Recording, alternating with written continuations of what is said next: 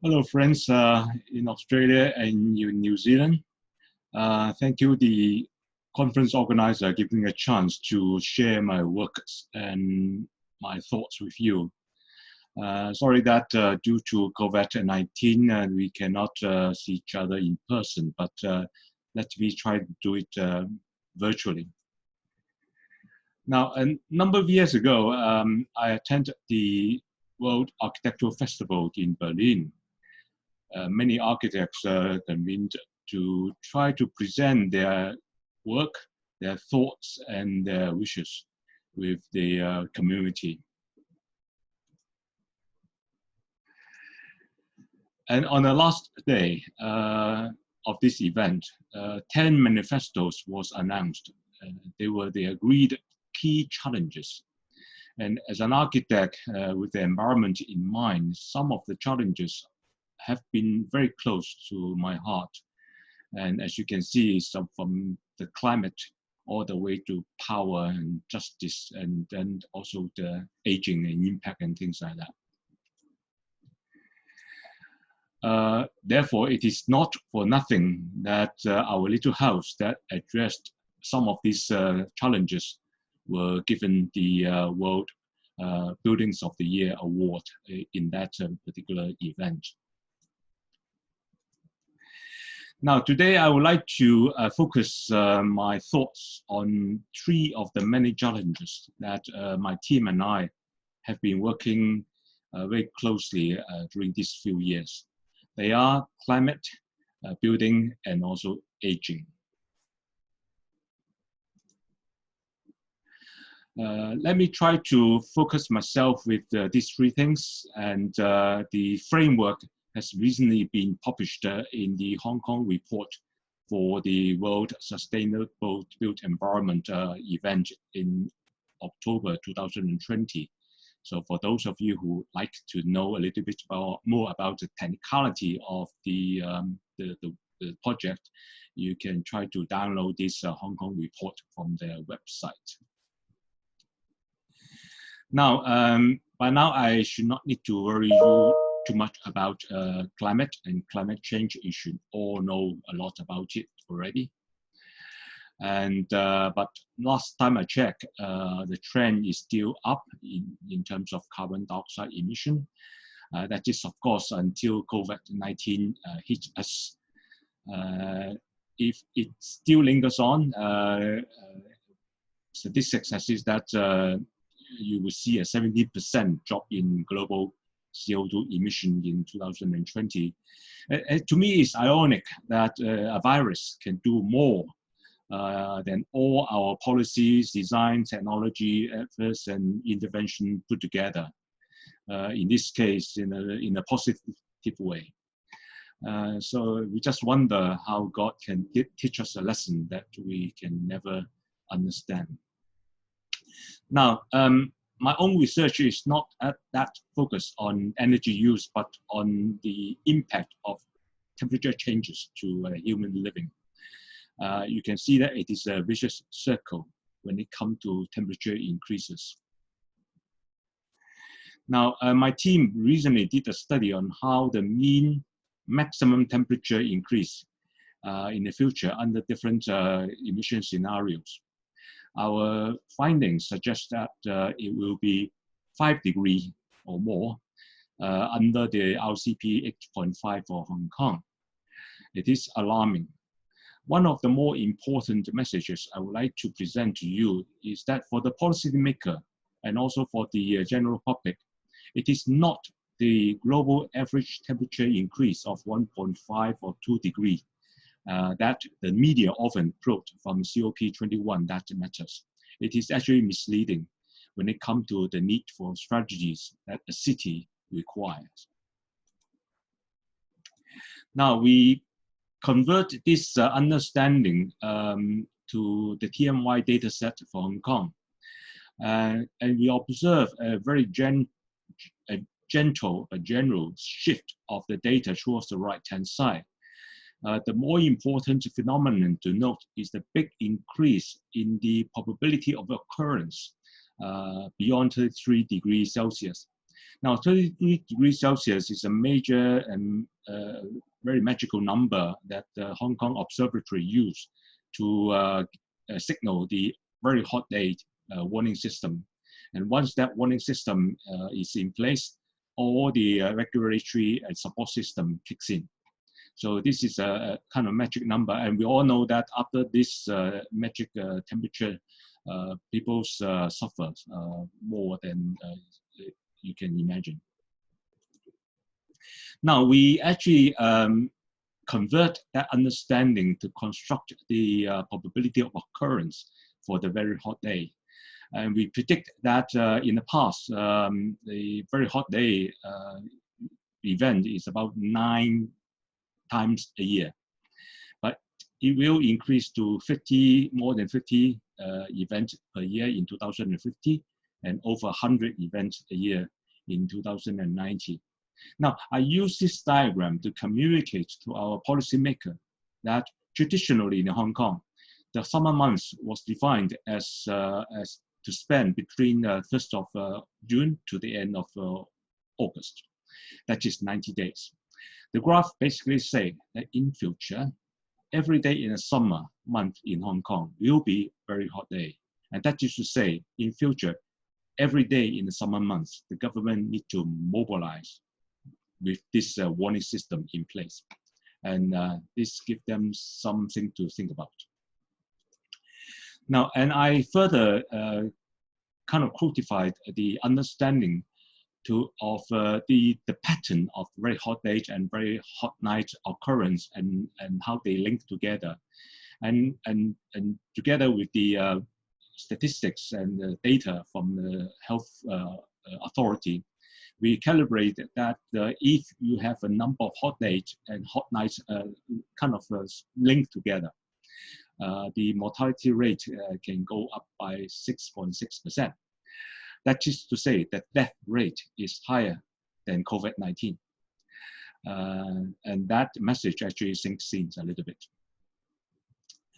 And the press actually took up our finding results and published this report in their newspaper, and the public was alarmed. And together with the data, we also not only tell them how much hotter and how often people will suffer. Using our understanding of climate mapping, we actually tell them where the suffering is worst. And as you can see from the map, the red area has a much higher chance of this problem than some of the greener area. And also that the areas are mostly populated by some of our elderly population. And the newspaper published this and challenged the government what should be done, and the minister did not take up my call for at least a month. He was angry.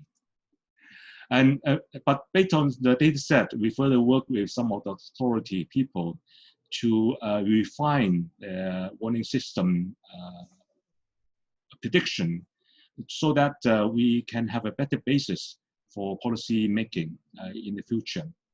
And better climate services is known to better ready our action plan. So in Hong Kong, we work with the Hong Kong Observatory, and worldwide, we work with the World Meteorological Organization. And they have just published a guideline, as you can see the long name, on climate and environmental services. The chair of that committee was Sue Gilmore. Actually, she was from New Zealand. And with this document, that actually we put together a framework upon which some of our actions can be better tuned. Now I come to the next part, which is the aging part. And after you understand the data, you have to understand how the data impact lives and what kind of adaptation strategies may be required. And for our study, we focus on a vulnerable subgroup of our elderly population. We all know that the doctor always tell us why our elderly population is more vulnerable. As you can see all of that, I don't need to repeat them. And you can also see that the world's elderly population is increasing, especially in Japan, South Korea, China, in Asia, basically. And this is the data that we got from our statistics department as to the age group distribution now and in 2066. And by then, over 35% of our population will be over 60. Of course, I will be one of them if I am still alive. But the more important understanding is this one, and that is to say that the support system will not cope. Even if you have very good adaptation strategy, there aren't that many help that you can gather to support the increased elderly population. It therefore means that the adaptation strategy alone may not be enough. We need some kind of preventive and also mitigation strategy. And this is where this particular framework I earlier mentioned about, the WMO framework, matters. The framework actually has a case study of Hong Kong, because in Hong Kong we try to put together the three things: the climate services, the health impact, and also the built environment, combining the mitigation strategy with the adaptation strategy to cope with the changing climate. And therefore, architects and planners needs to do a lot of things to make sure that the entire system kind of work together. Now I come to the design part. Preventive and mitigation strategy means that we need to design our city and our building better to minimize the ill effects of climate change. So therefore, when you design a building, make sure that you design a building for the climate of the future. We must find a way to design our indoor and outdoor environment to provide a conducive and comfortable living environment, especially for our elderly population. But before I continue, I would like to qualify by saying that I'm addressing a problem closer to the tropical climate, and also for those living in mega and high density cities. So your city may not have the kind of problem that we have, and will require different kind of action plan. But the strategy, the framework is applicable. Now, this is a studies in Jakarta showing how in different parts of the city can impact living due to different kind of CO2 emission scenarios. And you can see that actually these core city areas are spatially speaking, problematic areas. So in a way, these are the areas that the city officials should focus their attention on. Now, we believe that any heat risk index should include an understanding and consideration of the built environment. In the past, they don't. So they take the temperature reading from the airport and then they try to do some understanding with it. But nowadays, we believe that this is not enough as it comes to the city area. Therefore, architects and planners have a lot to do to make sure that this is incorporated into the entire warning system. Now, the first thing we did was to talk to our elderly and to understand how they live their life and how they navigate our built environment. Both physiologically, the impact and psychological impact need to be understood. This points to a number of qualities, a number of things, keywords that we believe are elderly friendly. And so they must be able to have fun, to be able to see things, to be able to rest, play with their friends, and to do all sorts of things, to have quiet time with their other half. So the elderly population has a certain need, and they point to a number of qualities that our outdoor environment, at least, must be provided for their continual enjoyment. Now, we actually program this understanding into our agent-based urban climate model system. That is to say, instead of simulating an urban environment based on temperature or physiological index. We actually program it according to how people behave. And we find out a number of keywords that are more important than others. The keywords are accessibility, and whether or not they can go there and how they can escape. Proximity, can they change their environment very quickly so that they can seek comfort, and also they not only seek comfort, they seek comfort for a reason, for a certain way of living in the urban area. So the agent-based system must be more than just the environmental factors. It has to include the kind of habitual factors.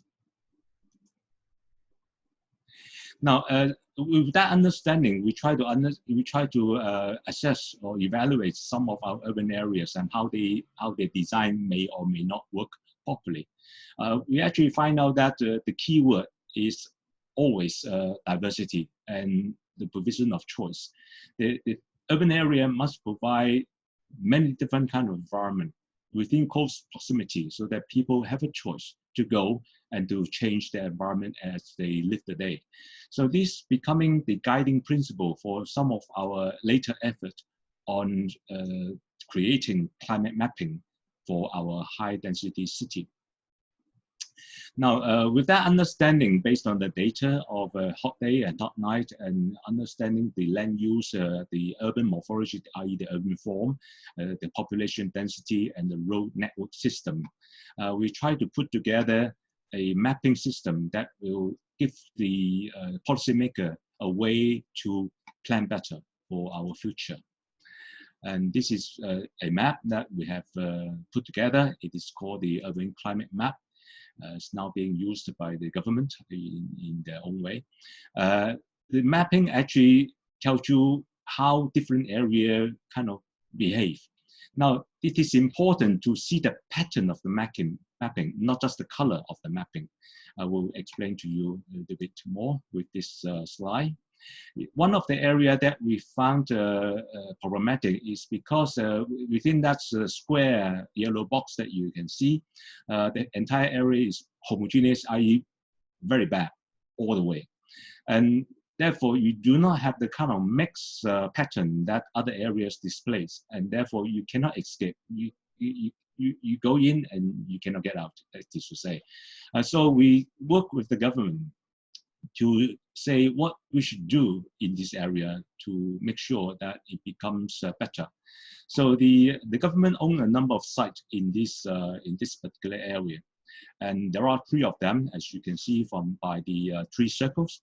And we convinced the government, based on our scientific support, that they should not sell this off to commercial development. Instead, they should redesign them so that they can provide what we call the cool spots for the elderly. And the cool spots should be linked together by this yellow line. They are the pedestrian lines, the walkway between the street. So people have a way to navigate this area without suffering too much. And with the same understanding, we try to put forward a more generic guideline for the entire Hong Kong. And this is the planning system that the planner always use, from territorial and vision-based all the way to the site-based planning. They do it this way, step by step. And we try to convince them to incorporate the mapping understanding into their kind of area planning strategy and mechanism, and also incorporate some of the micro-scale understanding to their site design stage of the planning. So it is now actually part of the planning system, incorporating the understanding of the environment into the entire planning framework. And we also using the opportunity to change the Hong Kong planning standards, and also publish a number of guidebooks for the stakeholders so that the architects and also developers knows how to do things better for our future. Now, this is the document, this very important document that the government put together. This is the vision document for 2030, 10 years from now, that the government wishes the city to become. And it has gone through the legislative procedures and therefore will be implemented. And in this particular document, actually the mapping system has been incorporated so that in future all development need to somehow reference to this climate impact and also spatial understanding that we have put together.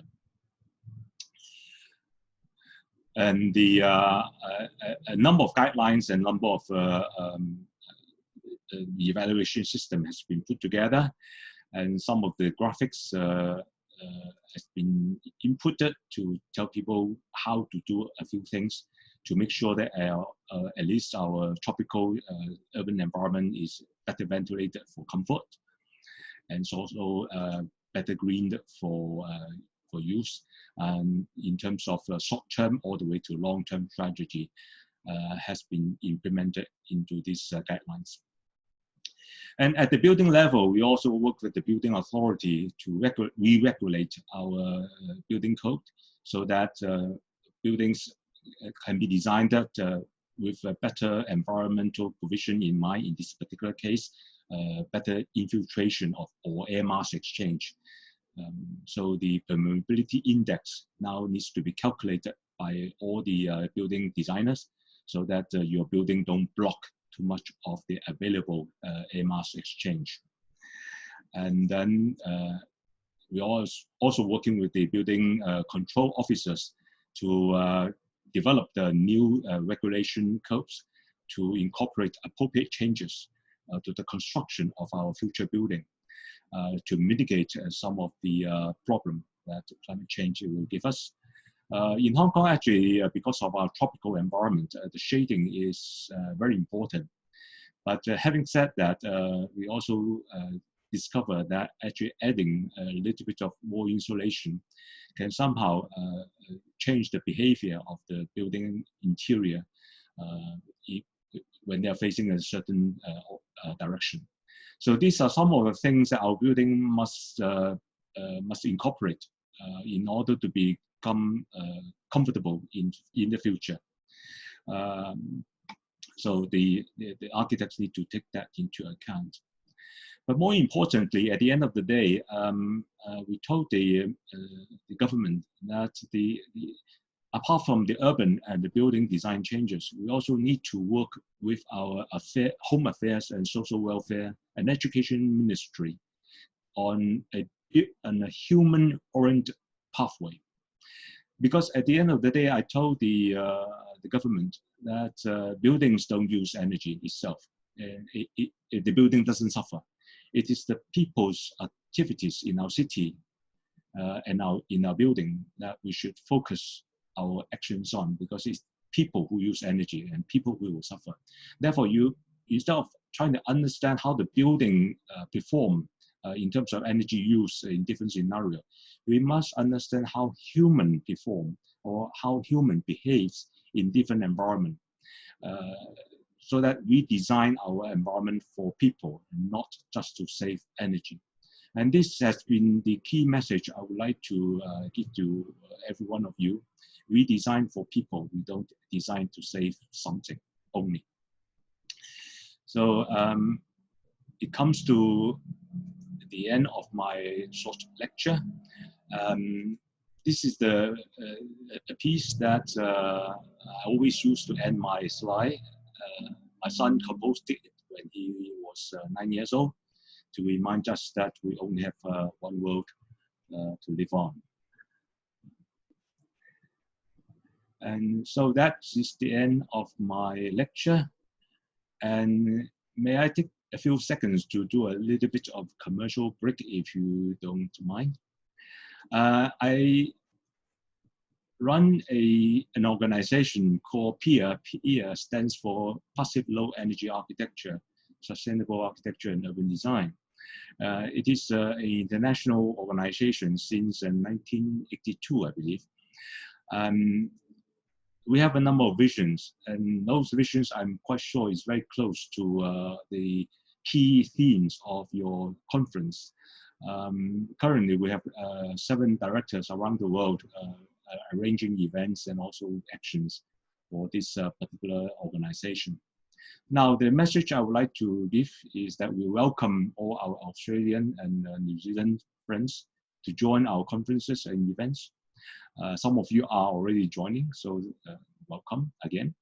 And we also welcome you to become our associates and fellows, so therefore you can help us and work with us to chart the future of the association. We welcome you to put in a proposal to host one of our future peer conferences, and therefore we look forward to visiting you in Australia or in New Zealand or both. Okay, so that is my 20 minutes or so, and thank you and enjoy your conference.